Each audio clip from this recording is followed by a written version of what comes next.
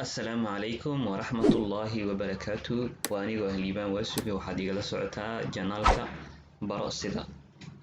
maanta waxaan qaadan doonaa cashir aad muhiim ah sidee ciwaanka Facebook aad isticmaashid aad ugu bedeli kartaa page maadaama uu 5,000 uu gaaray 5,000 hadii uu gaaro waxa uu wareejisan kartaa ama ka yar waxa uu wareejisan kartaa page asxaabta kuugu jirta ciwaankaaga caadiga ah page kas ay kala soconayaan ciwaankiina way kala soconayaan page-kiina way kala soconayaan sidaa darteed maanta waxaan qaadanaynaa marka sidee ugu bedeli karaa ciwaankayga page aan ugu bedelan karaa anigoo asxaabtayda aysan iga dhumin waxaan soo qaadan doonaa URL aan diyaarsanay ayaa jiro URL kan qaybta description kan waan idin dhigi doonaa waan soo kicinayaa qaybtan kor ayaan ku paste gareynayaa waxaan leeyahay enter waxaan soo kacayaa Facebook page-kayga profile-kaaga oo personal ah u leedahay yaa waxa iyo asxaabtaada ku jirto waxa loo bedeli doonaa waxa loo abuuri doonaa page sidaa darteed hadii aad u baahan tahay ciwaankaaga oo ah liibaan waasugi waxaan u bedeli doonaa page waxaa ku dhufanaysaa get start aan ku dhufanaynaa ciwaanka adiga aad leedahay page-kaada maxaa uga hadlaysaa sidoo kale dawladaha miya journalism miya waxa uu page-kaada ka turjumayo aniga si public figures ah ayaan iska qaadanayaa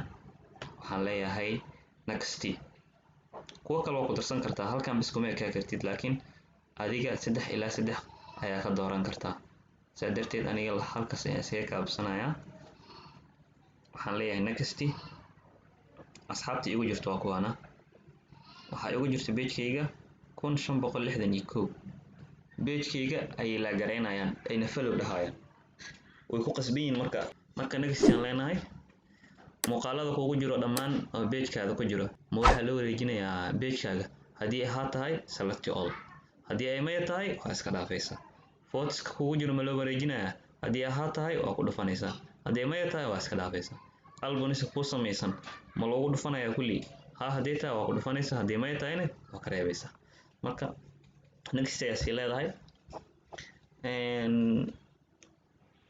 wuxuu intii steebadii soo martay ayuu ku sheegay wuxuu ku yiri marka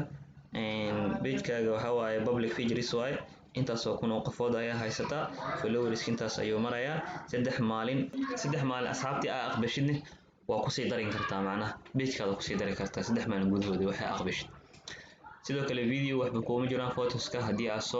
ku soo shubtay tirada intuu ever kan ayuu ku raacinaya hadii aad ku dhufatid create waaye afar step waa preview page-ka ayuu ku tusayaa isla markii maxna page-kaadu ku sameeyay marka intaas ayaan ku soo gabagabeynaa. Wassalaamu calaykum waraxmatullaahi wabarakaatuh.